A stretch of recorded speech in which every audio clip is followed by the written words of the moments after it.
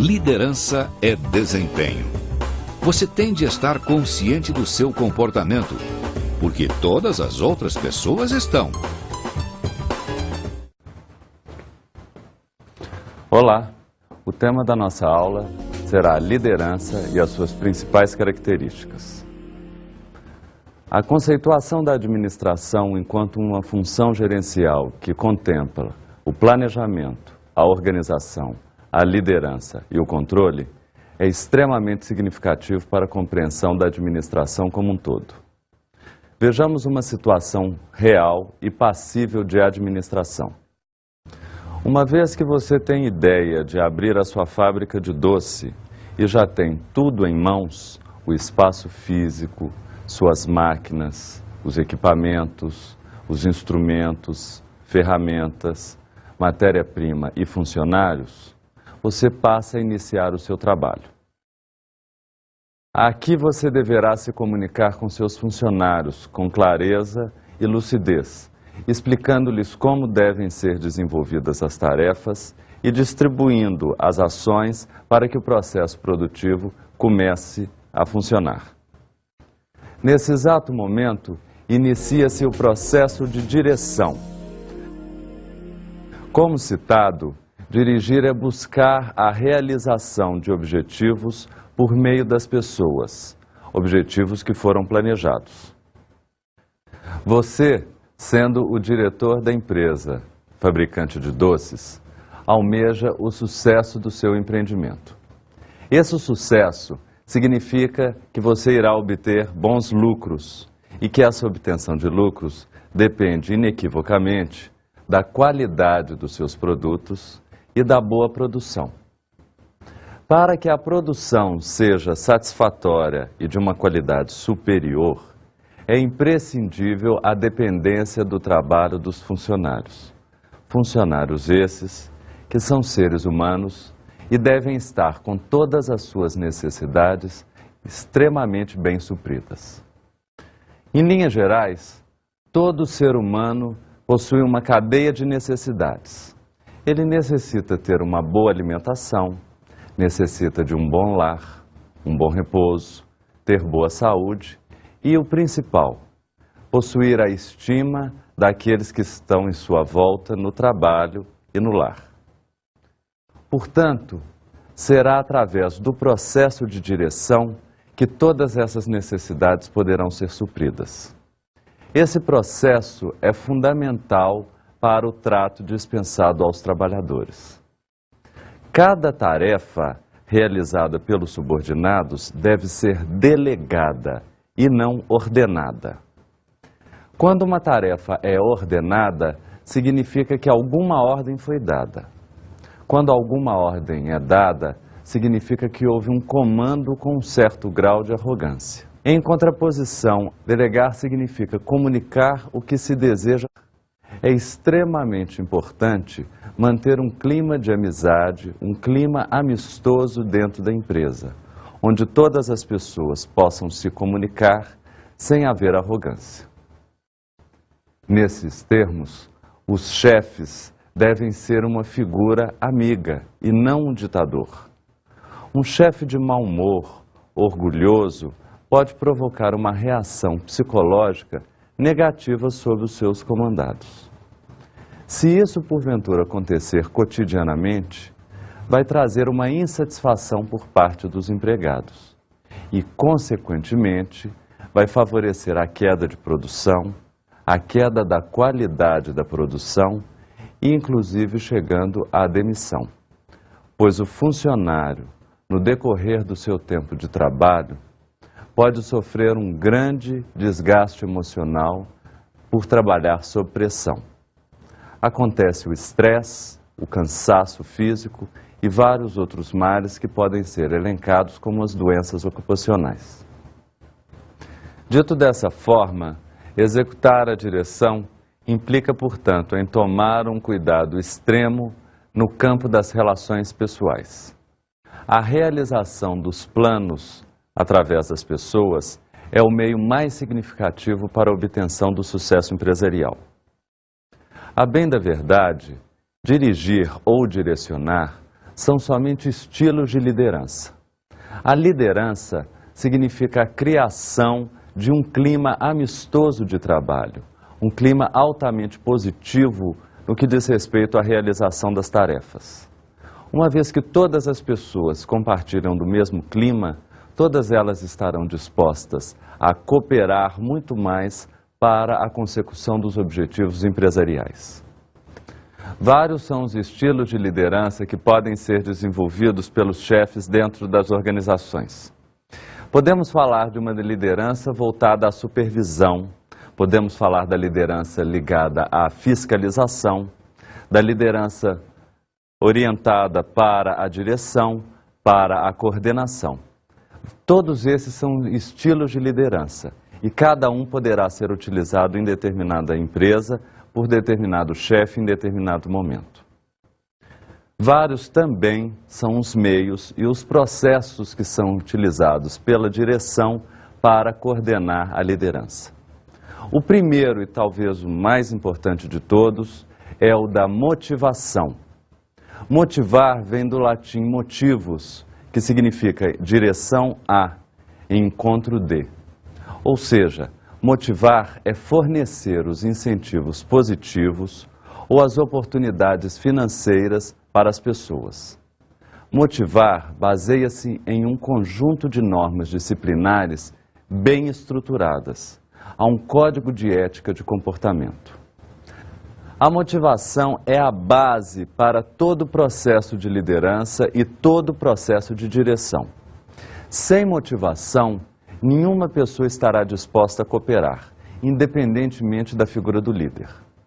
É o líder, portanto, o responsável pelo exercício da motivação cotidiana em toda a empresa. O líder deve procurar saber quais são os elementos, os objetos que motivam os seus subordinados. Alguns subordinados irão se sentir mais motivados através das recompensas financeiras que poderão obter mediante a realização de suas tarefas. Já outros subordinados se sentirão mais motivados a partir do momento que se sentirem respeitados e seguros dentro da empresa que estão desenvolvendo as suas tarefas. Um outro grupo poderá se sentir mais motivado a partir do momento que receberá atenção e estima por parte de seus superiores. Ou seja, vários são os elementos que compõem o sentido da motivação. Caberá ao líder e, portanto, ao gestor líder que compreenda todos esses elementos e consiga fornecê-los a tempo para que todos os seus subordinados se sintam motivados e, com isso, consigam dirigir todos os seus esforços para a consecução dos objetivos empresariais. Um segundo meio de direção é o meio da comunicação, ou seja, uma atenção voltada a todas as pessoas a fim de que elas saibam de fato o que estão desenvolvendo dentro de uma empresa. Essa comunicação precisa possuir uma certa integridade e essa integridade ela acontece através da utilização da hierarquia formal, ou seja, somente acreditamos que aquilo que os nossos superiores estão falando é verdade. E, portanto, há uma utilização estratégica da comunicação e, por que não dizer, uma utilização estratégica da informação, através da avaliação do grau de confiabilidade de todos os dados que lhes são passados. Um terceiro meio de direção seria o próprio exercício da liderança, que significa um somatório de atitudes que conseguem construir um clima de empatia e de objetividade em toda a empresa, favorecendo inclusive o exercício de uma autoanálise, tanto por parte dos superiores quanto por parte dos subordinados, de todas as ações que estão sendo desenvolvidas e, portanto, de todas as formas de cooperação que podem existir dentro da empresa. Vários são os métodos utilizados para o exercício da liderança. Temos como, por exemplo, o método da coação, que sugere que, através do medo imposto aos subordinados, todos poderão estar cooperando muito mais do que se imagina. A bem da verdade, é um método que dá até certo, mas durante um curto e muito curto espaço de tempo. O método da sugestão informa que as pessoas poderão se entusiasmar com as atividades que estão realizando. E, portanto, elas poderão estar muito mais envolvidas com aquilo que fazem e poderão dar contribuições mais significativas. O terceiro método de liderança é o método de persuasão, ou seja, é a convicção que o líder tem em relação ao caminho que vai utilizar para chegar até o seu objetivo. Mediante a explicação e mediante a convicção que este é o melhor caminho para chegar ao objetivo, o líder consegue persuadir todo o seu grupo, toda a sua equipe e faz com que todos possam também dividir com ele esse caminho que ele traçou. Uma vez dito dessa forma, sobre todos os meios de direção, passemos agora então a analisar os princípios básicos para o exercício da liderança. Esses princípios dividem-se em dois grandes itens, quanto aos fins e quanto aos meios. Quanto aos fins, veremos que existe o princípio da contribuição individual ao objetivo da empresa. Esse princípio sugere que todas as pessoas, independentemente dos objetivos que tenham de trabalhar, consigam de fato contribuir para que um objetivo maior possa ser atendido. O segundo ponto deste mesmo princípio é o princípio da harmonia dos objetivos. Há de haver uma harmonia entre todas as áreas, entre todos os objetivos departamentais, para a consecução de um objetivo único, grande e maior de toda a empresa. Portanto, há necessidade de existir uma liderança em cada uma das áreas da empresa, dividindo o conceito daquele objetivo primordial, comungando do mesmo conceito, a fim de que todos os departamentos possam também assim fazê-lo. Um segundo ponto no que diz respeito aos princípios básicos da liderança diz respeito aos meios utilizados para o exercício da liderança, sendo que, nesse caso, o princípio da unidade de comando rege todos os demais. A unidade de comando é a existência de alguém que você deve se reportar, alguém que você deve obedecer. Normalmente, a unidade de comando segue a linha hierárquica, o princípio da supervisão direta, ou seja, a forma pela qual o gestor aponta para o seu subordinado o caminho pelo qual ele espera que a atividade seja realizada. Ele mostra como quer o serviço e aponta, inclusive, quais são os itens que ele deve seguir para que esse serviço obtenha o resultado esperado. Esse princípio está muito presente também com o princípio da seleção de técnica, ou seja, todas as ações que foram apreendidas pelo subordinado devem fazer parte de um compêndio onde todos os passos sejam eleitos para que qualquer pessoa possa executar esta mesma tarefa. O princípio da seleção de técnica, portanto, é o princípio da técnica de treinamento. Através desse compêndio, qualquer outro subordinado poderá dividir essa tarefa, realizando-a seguindo as ordens que o superior passou, e sabendo, portanto, que aquele líder possui um meio correto de fazer com que seus objetivos sejam atendidos. Para além dos princípios básicos de liderança, existem também algumas técnicas específicas de direção, e é o que veremos a seguir. A primeira delas é a orientação, ou seja, informações escritas, informações orais são passadas a todos os subordinados a fim de que eles cumpram determinadas ordens. Uma segunda técnica seria a da emissão de ordens, e essa técnica pode ser geral ou específica, pode ser escrita ou oral, pode ser permanente ou provisória. Uma ordem geral ou específica diz respeito justamente à questão do tamanho da empresa. A ordem geral é para todos, independentemente do setor em que estão lotados. A ordem específica dirige-se a um determinado departamento. Independente de qual tenha sido esta técnica de direção utilizada, o que podemos falar é que uma boa ordem deve ter os seguintes predicados: deve ser firme, clara, precisa, concisa, exequível e absolutamente legítima.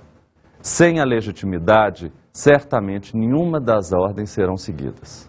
Uma terceira técnica de direção é conhecida como a delegação de autoridade, ou também como empowerment. A delegação de autoridade ocorre quando alguém que possui uma autoridade legítima fornece poder para uma outra pessoa e, com isso, todas as demais deverão obedecer a essa segunda pessoa. Vários são os casos onde as delegações de autoridade acontecem de forma absolutamente eficiente. Mas também, a partir do momento em que há uma desconfiança da legitimidade deste poder, as pessoas passam a não obedecer. A delegação de autoridade deve ser clara e deve ser legítima a todos os olhos. Sem isso, as pessoas tendem a não obedecer àquelas que têm poder. O que iremos ver agora são alguns conselhos para a direção, ou seja, algumas orientações que poderão ser fornecidas para aqueles que querem aperfeiçoar o seu conceito de liderança no grupo em que trabalham. O primeiro deles é o de conhecer profundamente o seu pessoal, ou seja, saber justamente quais são os valores e a crença de seus subordinados, a fim de que, de fato, você possa complementar e falar dentro do mesmo esquema que eles estão se comunicando. Um segundo conselho seria o de dar bons exemplos. Qualquer líder que se preze é um bom exemplo para todos os seus seguidores. Fornecer um bom exemplo é ser capaz de apontar o caminho correto e capaz de mostrar que conseguiu chegar nesse local. Tudo isso significa que as pessoas estarão mais dispostas a colaborar do que você imagina. Um terceiro conselho seria o de inspecionar periodicamente o corpo social, ou seja, fazer com que todas as pessoas sempre estejam dispostas a rever os seus conceitos, a rever os seus valores e poder saber em que ponto estão falhando, em que ponto poderão contribuir sobremaneira. Um outro conselho para os futuros líderes é não deixar-se absorver por detalhes. Os detalhes normalmente são atribuições dos seus subordinados. O líder cuida da parte geral. O líder sabe de tudo que vai acontecer, mas não especificamente cada um dos momentos. Isso é atribuição dos subordinados. Para isso, o líder deve conhecer significativamente a sua equipe e, portanto, reduzi-la ao máximo necessário. Saber que cada um dos itens que compõem a sua equipe de subordinados está ali para realizar um determinado grupo de tarefas e é especialmente qualificado para isso. Portanto, a equipe não pode ser nem grande demais, nem pequena demais. Deve seguir a ordem de cada cabeça um pensamento, cada cabeça uma atribuição. Um outro conselho diz respeito à definição de prioridades. Se o líder é aquela pessoa que dá exemplo e que pensa genericamente em todas as ações, é ele que deve ser capaz de distribuir todas as tarefas e pensar que essas tarefas, unidas e complementadas, poderão atingir o objetivo inicial. E é este o grande significado de ser um líder. Para além desses fatores, a comunicação com clareza e com experiência é um fator que normalmente facilita o convívio entre liderança e subordinado. A manutenção de um canal sempre aberto com os subordinados faz com que, de fato, as pessoas se sintam mais dispostas a colaborar.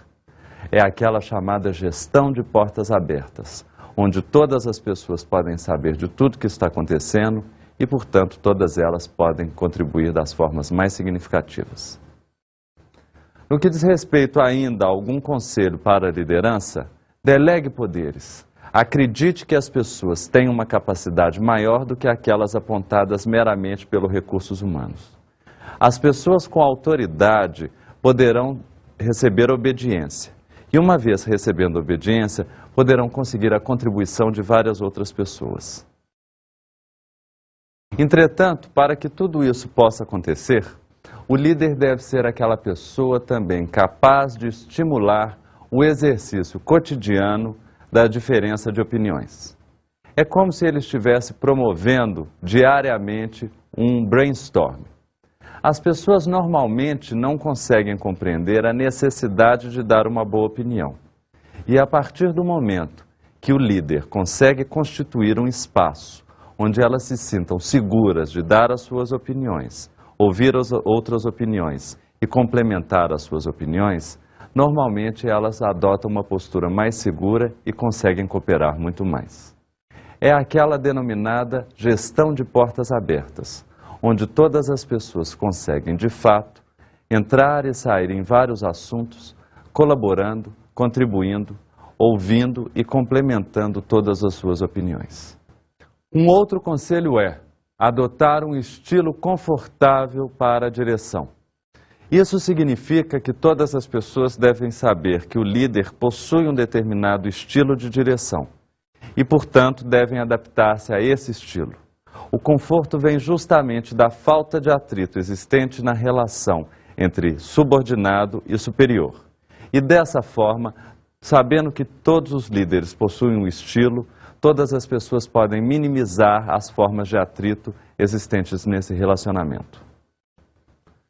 Um dos principais conselhos que deve ser fornecido àquele que pretende ser um bom futuro líder diz respeito à escolha do seu sucessor. O sucessor é aquele que dará continuidade a todo o trabalho desenvolvido pelo atual diretor. E, portanto, deve ser uma pessoa capaz de compreender os valores, os ritos e os rituais de toda a empresa e saber que ali existe uma cultura empresarial e comungar desta cultura empresarial. Portanto, o diretor deve saber escolher a dedo qual é o seu sucessor. Deve conhecer as suas habilidades, as suas capacidades, para saber se de fato ele conseguirá minimizar o atrito existente entre direção e subordinação. Deve ser, inclusive, uma pessoa capaz de compreender quais são os objetivos empresariais e trazer novos caminhos, novas opiniões, novas contribuições para estes objetivos empresariais. A escolha da sucessão está intimamente ligada ao sucesso empresarial. Seguindo ainda este conselho, veremos no quadro Grandes Administradores Lee Iacocca, que escolheu perfeitamente o seu sucessor.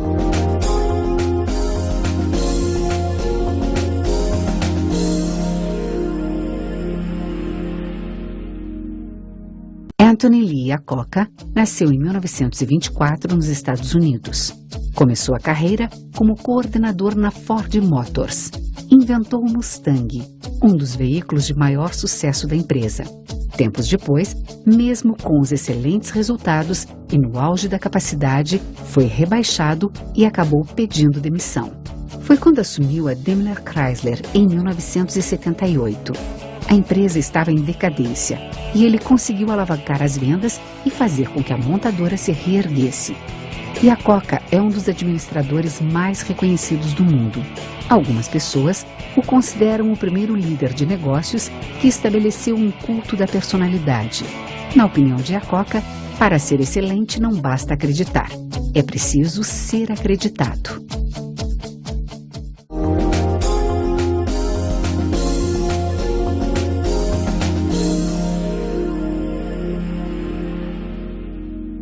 Esta frase, dita pelo grande administrador Lee Iacocca, mostra que, de fato, a função liderança depende muito mais do reconhecimento de todas as pessoas de que você é um líder do que necessariamente da sua vontade em se tornar um líder. A liderança, como um fenômeno correspondente à personalidade, era um mito, e tal como qualquer mito, já foi desconstruído. A versão de que pessoas nascem líderes já não existe mais. Há um aprendizado para a liderança. Se fizermos uma comparação atual a respeito de toda a bibliografia publicada em administração nos últimos anos, veremos que de todas as funções administrativas, a função liderança tem merecido um volume extenso e cada vez maior de trabalhos.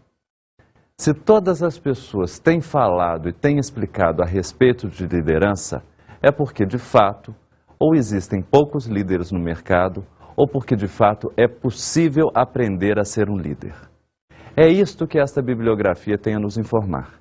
E é isto, inclusive, que o exercício cotidiano da liderança pode fornecer a todos aqueles que querem ser melhores chefes.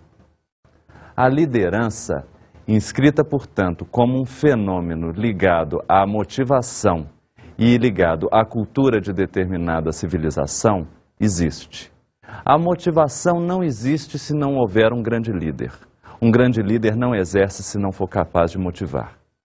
A liderança só existe quando uma determinada civilização, uma determinada empresa ou qualquer tipo de instituição consegue atingir um determinado objetivo. Tudo isso é atribuição, tudo isso é responsabilidade de um líder. O líder, portanto, é a figura capaz de levar todas as pessoas a um determinado ponto onde não só ele acreditou, como disse Lee Iacocca, como também todos acreditaram.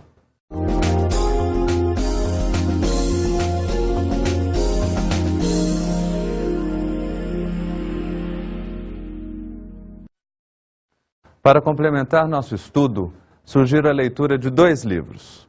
O primeiro, de Kuntz, O'Donnell e Erich, Administração, Organização, Planejamento e Controle. O segundo, de Antônio César Amaru Maximiano, Teoria Geral da Administração, da Escola Científica à Competitividade em Economia Globalizada, da editora Atlas.